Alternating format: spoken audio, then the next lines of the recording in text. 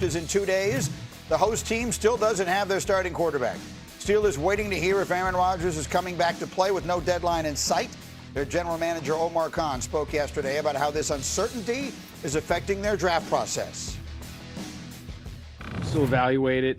That doesn't change our evaluation process. We're still putting the guys up where they need to be, and we'll just see how it shakes out. It's all been positive and good, and I said this to you guys in March when we met. He knows how we feel about him, and we know how he feels about us. Now that's a lot of words. So anyway, Michael Wilbon, we've got Aaron Rodgers once again. The Steelers are waiting on him. What is your perspective on what we've got going on here? What are they waiting on? Aaron Rodgers is not LeBron James. He is not the performer at this point of his life in his 40s that LeBron James is in his 40s, and he's not Tom Brady. Stop. Now, if the Steelers want to continue with this charade, and by the way, this feels very scripted. Oh, gosh. That he walks out on stage with 700,000 people in Pittsburgh looking on, and they do this live, fine. If you want that, you want to win some games, really? Does Aaron Rodgers want to get hit anymore? It's been duck and run. By the way, this is going to sound like a typical Chicagoan hating on Aaron Rodgers, which may be true on some level. Look, Aaron Rodgers is one of the all-time great players. You can go straight to the Hall of Fame. You're not going anywhere with Aaron Rodgers. What are the Steelers doing? If we not got enough sample size, this is not a small sample size. It's a big sample size. It's covered 5 years and an Achilles tear and whatever else is covered. It's over. Now, people can just do this if they want because it's Aaron Rodgers. I can't believe the Steelers would fall for this again. But they seem to be, right? Peter, my insider, I turn to you over here. That seems to be their plan. I have heard no indication from anyone. All I do is put my ear to the ground and listen to what you and all our other insiders say. I've not heard one person say the Steelers are seriously considering taking Ty Simpson at 21. I don't think they're seriously taking Ty Simpson at 21. I also think it's a fool's errand trying to get inside of the head of Aaron Rodgers. Right. If you were to ask me back at the league meetings 2 weeks ago, will Aaron Rodgers be a Steeler by the time the draft is, I would say yes. It makes sense. It's only respectful to a team that let you sit all last year and go, like, you owe it to those guys to at least have them. I get the feeling they're under the impression, and listening to Omar and Mike McCarthy yesterday, that, yeah, like, he's coming, but why not just say today, hey, I'm coming? What is the weight? What is the reason to make them hang in the balance? And to Mike's point, Michael Wilbon's point, if he comes out and it's like, and now out of, like, he's CM Punk running out of the gate, I just can't do it. I wouldn't think he would want to take that away from everybody else's night. We're talking about the starting quarterback of the Pittsburgh Steelers, and the draft is literally 48 hours away. Look, I was never philosophically a big deadline person because you would lose your credibility if you went past it. But you need to have a deadline here.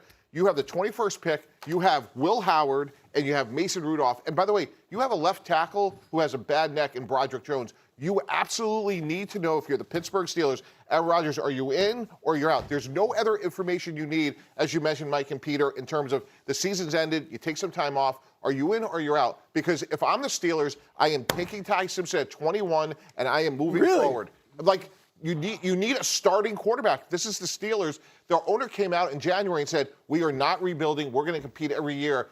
I'm hard-pressed to think that we're sitting here in April and you have Lamar Jackson and Joe Burrow in your division, and we're going to compete meaningfully with Will Howard and Mason Rudolph. It's so counter to the history of the Steelers. Of being sound decision makers, sound judgments over a period now of more than 50 years. I don't even care what Aaron Rodgers is thinking, how long he wants. Why are you putting up with this if you're the Steelers? They've put themselves in this position, and now, I mean, they've made their bed, now they're sleeping in it. What do you think, D. Wood? How should this thing play out? I think if you're the Pittsburgh Steelers, you need to operate like we don't even have Aaron Rodgers. That's the way you need to operate. Forget all of this stuff about, Aaron Rodgers knows how we feel and all that. No, you need to operate like we don't have a quarterback. That's how they need to operate. They need to continue to build this thing, and when they need to draft the quarterback every year. If you're the Pittsburgh Steelers, you draft the quarterback every single year until you find that guy. We talk about it here in this studio, and I think it makes sensible sense. If you're talking to people, he has all the leverage right now. and he'll come back when he wants to come back. What leverage does he have? He has the leverage that they When you can't. have leverage, it means you have something that you can offer that trumps everything else. Right. What the hell is that at this point? Peter, what is it? He's going to be 43 I in would- it December. would be- He has no leverage. It would be unless quite- you let him have it. It would be. I think they've let them have. I think it would be quite the about face to miss out on Kirk Cousins and to miss out on all these different veteran quarterbacks who are making. Kyler Murray's making $1 million. They could have had Kyler Murray. They could have talked to Geno Smith. They could have talked to any. They didn't entertain any of it because they were banking on Rodgers. You know the crazy holds thing them is, hostage right the now. crazy thing is, I can't get out of my head the playoff game against the Houston Texans last year where I saw a 41, 42-year-old Aaron Rodgers was scared to get hit in the playoff. That's what you want coming back to your organization right now? And to D Wood's point, look, I trade for Favre. I work with Dan Marino. Like, those older quarterbacks, they want to know about the protection. You know, you're only going to get hit so many times in your career. And if my left tackle has a bad neck in April, that's another thing. If I'm Aaron Rodgers, like, that is a factor in this conversation. The only time we've seen, what's the Groundhog's Day? What's it called? Punxsutawney Phil? Punxsutawney Phil. He came out and talked to McAfee and just raved about the Steelers teammates and then went back into his hole. So, Right. I don't know. But he raved You know about what it Pittsburgh. meant? It meant 6 more weeks of waiting. That's what it was. We'll find out. I hope he doesn't walk out there Thursday night and announce it. I really Greeny, do. I'm you forgetting know this everything is else. coming.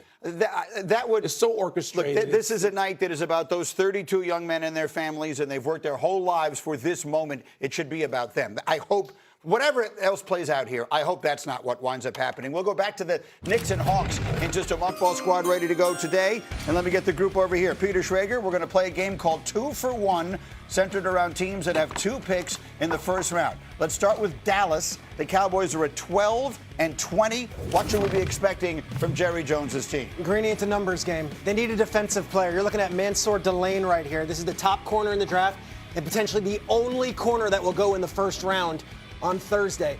Ruben Bain is another player. There's only a few pass rushers with a first-round grade. And you could also talk about Caleb Downs. These are 3 guys. The Cowboys might have to trade up from 12 into the top 10 to ensure that they get at least one of these blue-chip players in a draft that is very strange but not loaded with defensive talent. You are my general manager, Mike T. Would you be trading up if you're the Cowboys? No, no, and no. We don't pick until pick 92, so we have so many holes, Greedy, at all 3 levels of the defense. We are not 1 player away. Those are all really good players, Peter, but we got to stick and pick at 12 and 20. If anything, we want to trade back a little bit so we don't watch 72 players go off the board until we pick again. They don't have a second-round pick is the point we're making here, so they pick 12 and then 20, and then again, as Mike says, not till 92. Another team that has 2 first-round picks, the New York Jets at 2-16. What are we hearing about them? Well, Jets fans, you like hearing this. There is nobody talking out of the Jets building. I could say this having covered the league for many years. This is the first time I can say this, that there are absolutely no leaks out of Florham Park. And yet everyone seems to think it's Arvell Reese. Guess what? The rest of the league doesn't feel that way. David Bailey is still very much in play at number 2, so much so that when I put out my mock draft tomorrow morning, which is my last and final one, I will be having David Bailey as the number 2 overall pick and not Arvell Reese, who you're seeing all over the internet now being But isn't the Arvell top Reese guy. maybe the better prospect, though, not the pass rusher? That is a perfect way to put it, Michael Wilbon. He might be the better prospect. He's 20 years old and has all the long-term stuff. David Bailey had 14.5 sacks and is the better player right now. And when you have a coach who probably needs to win games quickly, you want a guy who knows what he's doing immediately. Bailey with a more polished pass rush game than Arvell Reese has. The Jets also pick at 16. Do you want to see them do a little wheeling and dealing, maybe move around a little bit for a play? I wouldn't mind them moving up for a wide receiver. The Jets have 4 picks in the top 44. They got plenty of ammo if they feel like one of those premier wide receivers is within grasp. Because I don't know if, the Carnell Tate, Jordan Tyson, or Mekhi Lemon is going to make it to him at 16. So they got the ammo to go up and go get a guy. If not, then we're talking about Omar Cooper, Denzel Boston. There are some wide receivers. We'll see if the Jets want to move around. And then the Giants this weekend join the list of teams that have 2 first-round picks, 5 and 10. Talk to me. Wheeling and dealing are now real power brokers in this draft. I have Arvell Reese footage here because if the Jets take Bailey, I don't know if Arvell Reese goes 3 or 4, meaning he would be surprisingly on the board at 5 for the Giants. You might say, well, they've got Abdul Carter. They need lots of players, and I think Arvell Reese might be the pick at 5. But that Jordan Tyson smoke that you're hearing, it is real.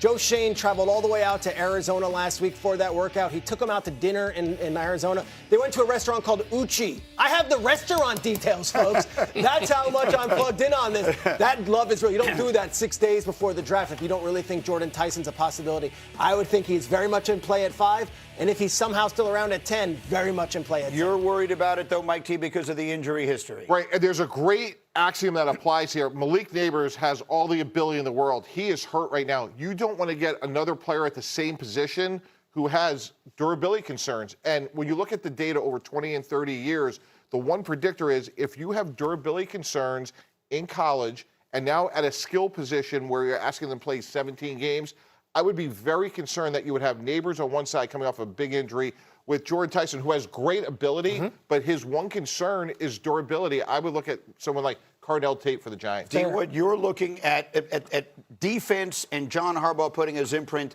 on a team as he gets his first opportunity. Absolutely, especially at pick number 5. That's your first pick. You're John Harbaugh. You want to make a statement right out of the gate. This is the New York Football Giants who've been known for defense.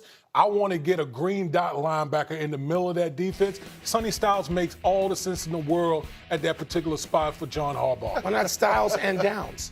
If you want to make an imprint defense, and you're Harbaugh, and you've had those teams you had in Baltimore, Styles and Downs, you load up defensively. What do the Giants go into the next season with and the season beyond that if you got both those guys? It's really interesting with the Giants because for years you knew the org chart, you knew the structure. John Mara is not going to be playing as much of a role due to health concerns. So now you insert Donna Ponte, who worked for the Dolphins and also worked for the league for many years. She is now in an executive role alongside Chris Mara, who is John Mara's brother. And then you also have, of course, Joe Shane and John Harbaugh and a whole new coaching staff. So a lot of people around the league are saying, we're not quite sure with the Giants what they're going to do because there's no precedent with this year and how they approach it. Fair enough. But they got John Harbaugh. They brought him in. They for gave $100 him, million. What was the old expression that Parcells said? If you're going to ask him to cook the dinner, you should let him shop for the groceries. We'll see if they wind up doing it. The Giants, they right now control, I think, as much as anybody else in this draft. 5 should be a lock. 10, I think, is an interesting pick. Coming up, we're 2 days away from a draft that could define their season. And, hey, Michael Wilbon, stop me if you've heard this before. Oh, please. Aaron Rodgers alert. Aaron Rodgers still hasn't made a decision. Yeah, well, you know what? Didn't we go through this last year? Oh, and Can we we go just through go it back every and year. get the clips, as they used to It's say? like the Swallows going to Rodgers. Capistrano. How do you really feel about this? We've got the Wolves and the Nuggets. We are rolling along, high spirits, 2 days before the draft. Wilbon is here. Back in a flash. Get up on ESPN.